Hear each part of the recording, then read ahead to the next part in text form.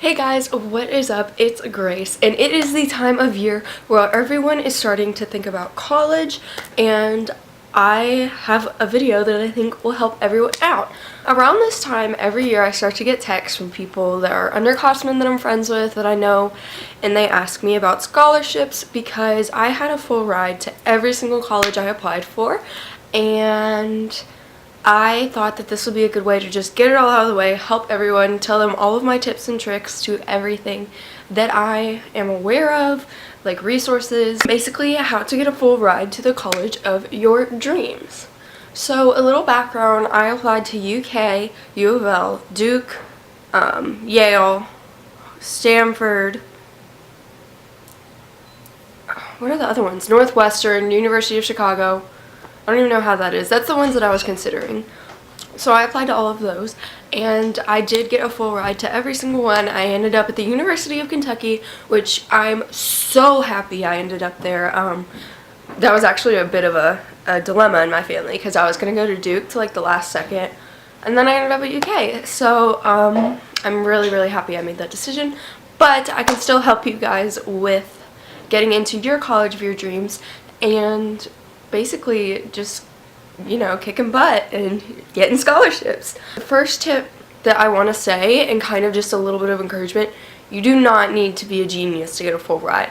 I ended up getting a 28 at the end, but by the time that I was like applying for scholarships, I got a 27 and on the ACT, and I only needed a 26 to end up like getting the scholarships that I had at UK. I needed a 28 for the other ones, but didn't end up going there, so it doesn't matter. It's more based on, they just want to see that you're well-rounded. Yes, if you're not making the grades and you're not like at least at like an average level, they're probably not going to be as likely to give you a large scholarship, just because only so many people get a year, so they want to make sure that the people that are like exemplary are getting it. But it's all based on your essays and how well-rounded you are, how much you've done in the community. It's the same way with basically any organization once you get there. They just want to see like philanthropic stuff you do, how involved you are in your high school, your family, just overall that you're a good person, really. And also, so that's the first thing. Make sure that you are showcasing every single aspect of yourself. If you do something that's really weird and like not many people know about it, be sure to put that in there. The more the merrier. I mean, they want to know pretty much everything about you. So the second thing is make sure that you are applying to every single scholarship that you can possibly apply for. I am 50% Spanish, so I ended up getting a diversity scholarship that is the main bulk of like my scholarships to UK. I have multiple ones, so that's kind of how they add it up, which is another tip I'm gonna get to. But make sure if there's anything that even kind of relates to you, build off of it. I built off of this scholarship. I said I really reached into like my Spanish roots and did research about it and just really built on it. And I'm not saying be ingenuine, that's not the point here. You just want to showcase every fact about yourself. So if there's even like, I think there was a scholarship for having a black belt in karate at one of the schools I applied to. I can't remember which one, but I have a black belt in karate, so I was like, yo, dope, and I did that. But literally, if there's anything like that you are even iffy about and you're like, I don't know, apply for it anyway, because what's the worst that's gonna happen? Like, you're not gonna get that scholarship. Well, what if you do get it? It's a 50-50 chance. So my next tip is apply early. You need to start applying. I try to be done with the first round of scholarships by October, which I know is coming up, so that's kind of why I wanted to get this video out.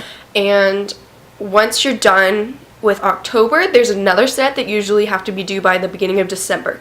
So make a goal for yourself to be done by a specific date, either in October or December, but don't wait until the deadline. Get it done as soon as you can so you can enjoy your senior year. I was so since I did apply to 8 different schools, and I mean I was trying to get full rides at every single school, so it was kind of a full-time job. I wanted to be done as soon as possible, and once I was done, my senior year became 1,000 times better just because I was not stressing about that. My next tip is, oh yeah, don't be afraid to build scholarships.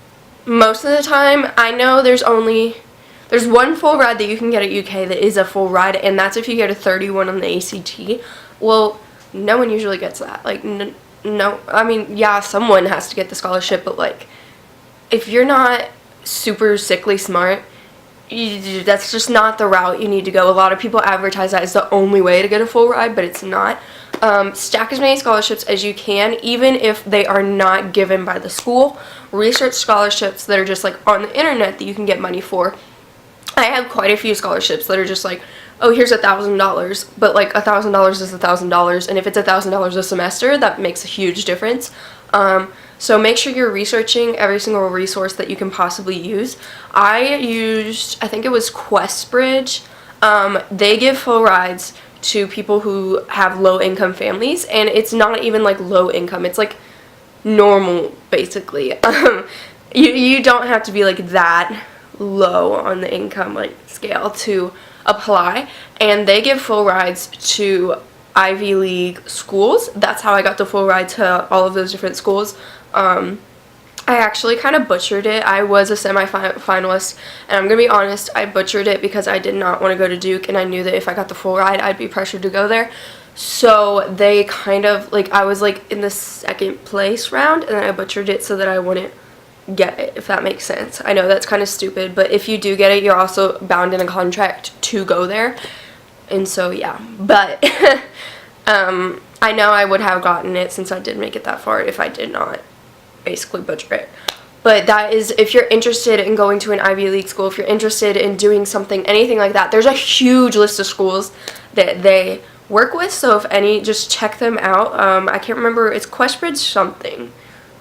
I'll put the link down below, and just browse their schools, and if there's anything you're interested in, definitely do it, because what's the worst that's going to happen? You did your best, and that's all that matters. Another thing is reuse your essays. You're sending them out to schools. I was sending them out to a school in California, a school in Kentucky. They're not going to see it. They're not going to compare notes with each other and be like, oh my gosh, she reused an essay. So make sure that you tweak it so that it holds the values that the school is known for, which you also need to research and get into. But reuse your essays. Don't waste your time rewriting the same thing with like a tiny bit of a difference. What I did is I would save it and be like UK essay, and then I'd be like U of L essay, and I copy and paste, and then I change a few different things. So when I look at my computer, it'd be like UK essay, U of L essay, Stanford essay, Duke essay, and it would just be so much easier. So that's definitely another tip. One more thing. Hi.